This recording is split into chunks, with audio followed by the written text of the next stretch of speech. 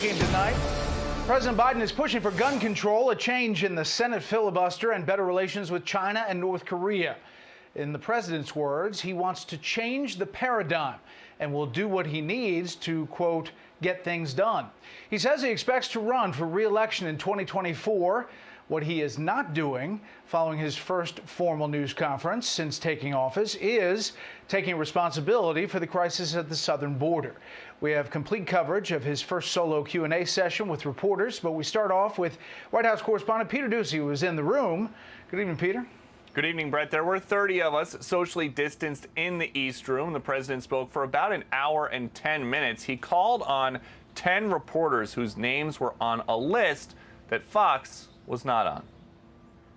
Folks, I'm going. Before he did, he spoke generally about the growing number of migrants at the border, including 11,900 children in federal custody, insisting they're not coming because of his policies. And I'd like to think it's because I'm a nice guy, but it's not. He outlined one possible solution to stop the surge. We're trying to work out now with Mexico their willingness to take more of those families back. And says he is aware some migrant processing facilities are way beyond capacity. That's a serious question, right?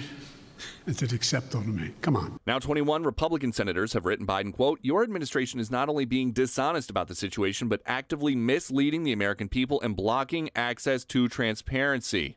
I will commit to transparency.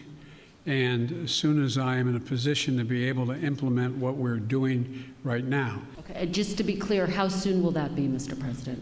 I don't know. The president is promising gun control reform in due time. Successful presidents, better than me, have been successful in large part because they know how to time what they're doing. Order it.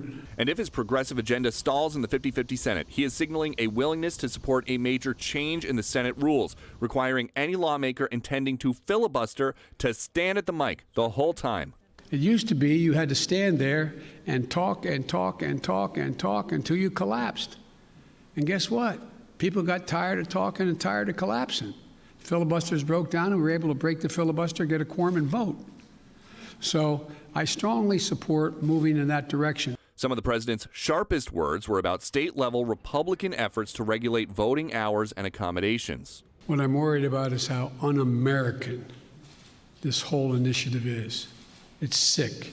And the president's suggestion is that no filibuster means easier passage of H.R. 1, now before the Senate. Republicans charge the bill is about stripping voter ID and making D.C. a state, giving Democrats a permanent advantage in Congress. But Biden insists it's all about stopping Republicans from cutting hours at polling places. This makes Jim Crow look like Jim Eagle.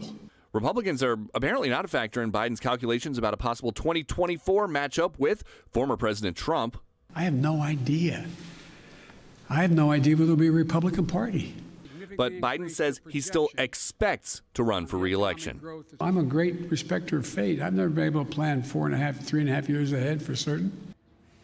And right before the Q&A with reporters, the president read from some prepared remarks where he announced that his goal now, instead of 100 million COVID-19 vaccines in his first 100 days, is 200 million vaccines. But despite the COVID-19 talk off the top, no questions in the program that followed about COVID.